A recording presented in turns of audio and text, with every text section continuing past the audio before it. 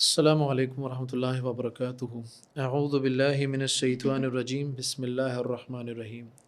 صحیح بخاری کتاب البیوع کا باب نمبر 67 ہمارے پیش نظر ہے، اور اس باب کا عنوان ہے باب الشراء والبیع مع النساء، عورتوں سے خرید و فروخت کرنا یا عورتوں کا خرید و فروخت کرنا۔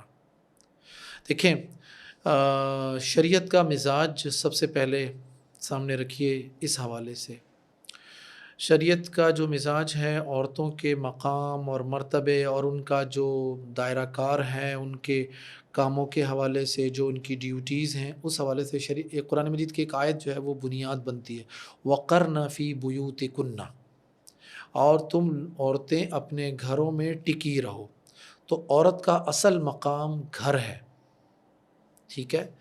گھر سے باہر کی ذمہ داری جو ہے وہ مرد کی ہے۔ الرجال قوامون علی النساء، مرد رولنگ پوزیشن میں ہے، اور رولنگ پوزیشن کا سب سے بڑا جو مطلب یہ ہوتا ہے کہ باہر کے جتنے معاملات ہیں وہ مرد نے پورے کرنے ہیں۔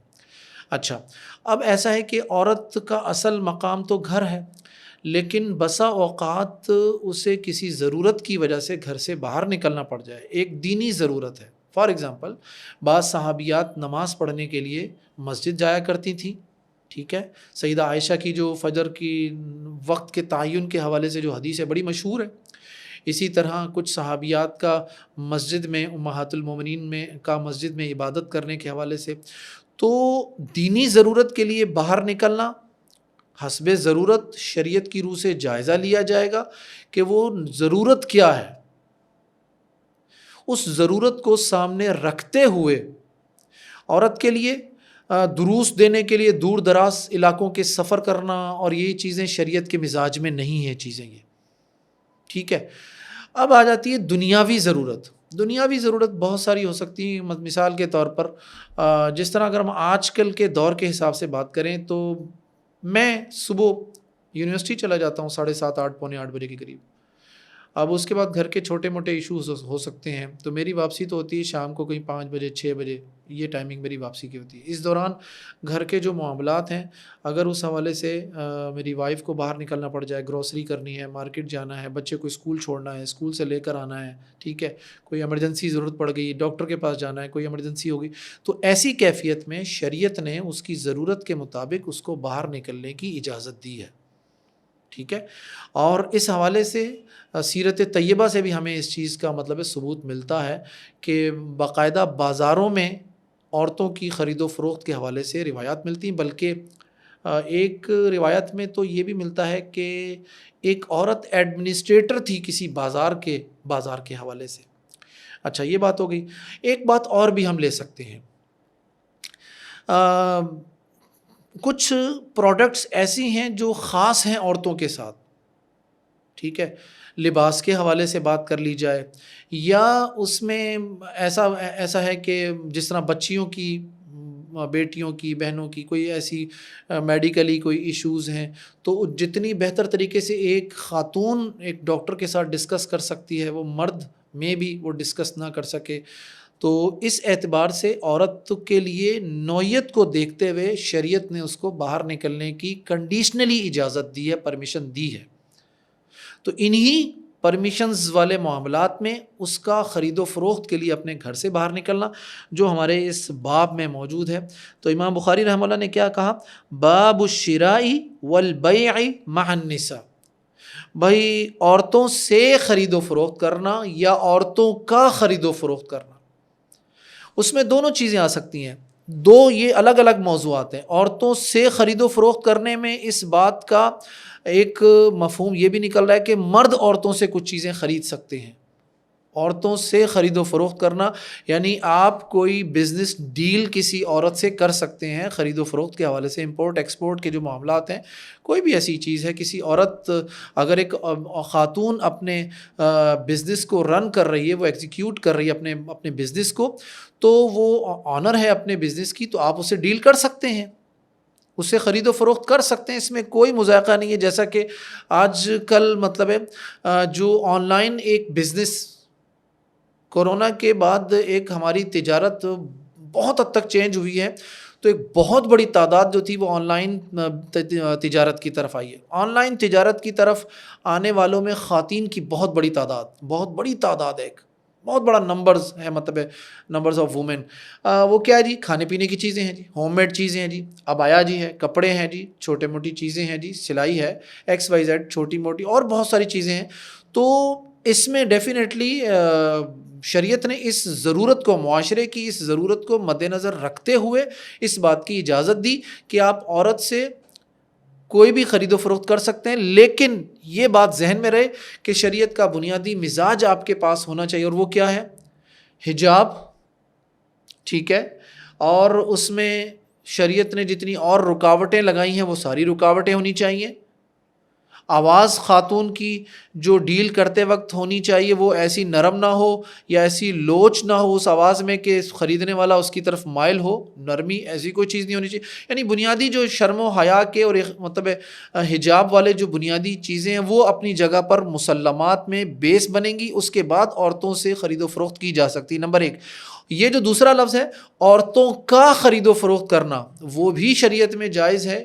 ٹھیک ہے، تو عورتوں کا اپنی ضرورت کے لیے گروسری کرنا اور یہ بچوں کو اسکول سے لانا لے جانا یا ہاسپٹل لے کر جانا بچوں کو علاج معالجے کے لیے، یہ ساری چیزیں جو ہیں اس حوالے سے امام بخاری رحمہ اللہ نے یہ ایک عنوان دیا ہے. اور اس میں حدیث جو ہے ہمارے پاس وہ عروہ بن زبیر کی ہے. قال عروۃ بن الزبیر قالت عائشۃ رضی اللہ عنہا دخل علی رسول اللہ صلی اللہ علیہ وسلم فذکرت له فقال رسول اللہ صلی اللہ علیہ وسلم اشتری واعتقی فانما الولاء لمن اعتقہ. ثم قام النبي صلى الله عليه وسلم من العشي فأثنى على الله بما هو أهله ثم قال ما بال الناس يشترطون شروطا ليس في كتاب الله من اشترط شرطا ليس في كتاب الله فهو باطل وإن اشترط 100 شرط الله أحق وأوثق. تو عروہ بن زبیر رحمہ اللہ اس حدیث کو بیان کرتے ہیں سیدہ عائشہ سے. سیدہ عائشہ ان کی خالہ بھی ہیں، یہ بھانجے ہیں. تو اس میں خالہ اور بھانجے کی روایت والا پس منظر بھی ہمارے پاس آ جاتا ہے لطائف سند میں.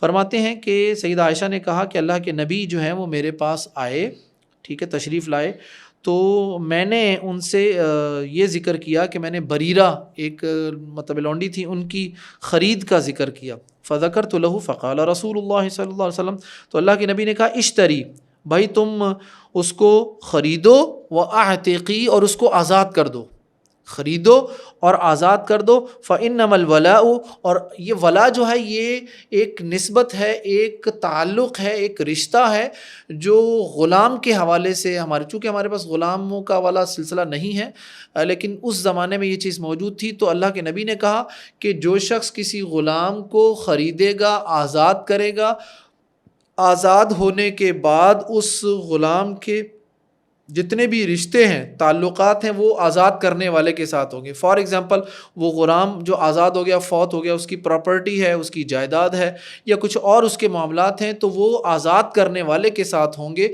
نہ کہ اس غلام کو جس سے خریدا گیا ہے وہ اس پر اپنا حق جتائے کہ یہ چونکہ جی غلام میں نے بیچا ہے تو اس لیے میرا اس پر حق ہے. اس مناسبت سے اللہ کے نبی صلی اللہ علیہ وسلم جب ممبر پر کھڑے ہوتے ہیں اور یہ ذکر کرتے ہیں کہ لوگوں کو کیا ہو گیا کہ ایسی شرطیں لگا رہے ہیں جو قرآن مجید میں اور جو حدیث میں نہیں ہیں. جس کسی نے ایسی کوئی شرط لگائی جو قرآن مجید اور حدیث میں نہیں ہے، وہ شرط قابل عمل نہیں ہے.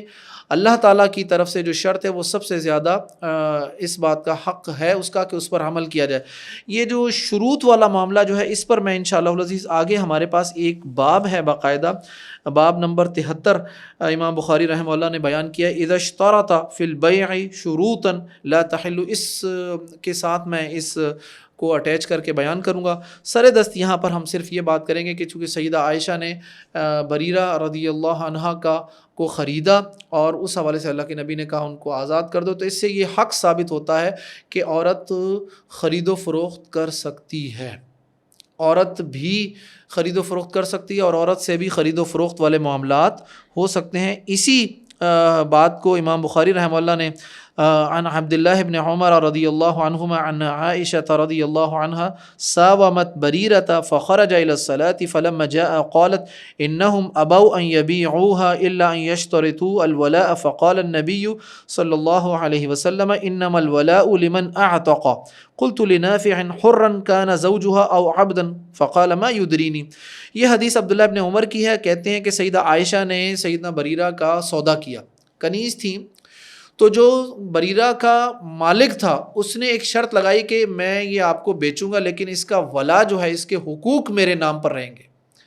تو جب یہ بات سیدہ عائشہ نے اللہ کے نبی سے بیان کی تو اللہ کے نبی نے اس پر وہ کلمات کہے جو پچھلی حدیث میں بھی موجود ہے اور یہاں بھی موجود ہیں کہ انما الولاء لمن اعتق، کہ بھائی حق ولا جو ہے وہ آزاد کرنے والے کا ہے نہ کہ بیچنے والے کا ہے.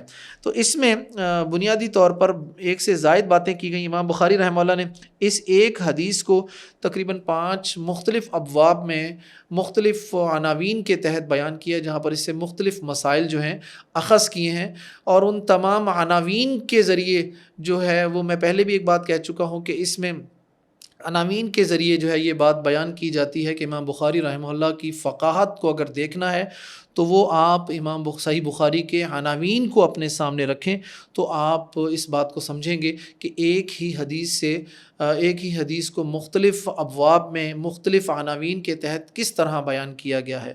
بارک اللہ فیکم. السلام علیکم ورحمۃ اللہ وبرکاتہ.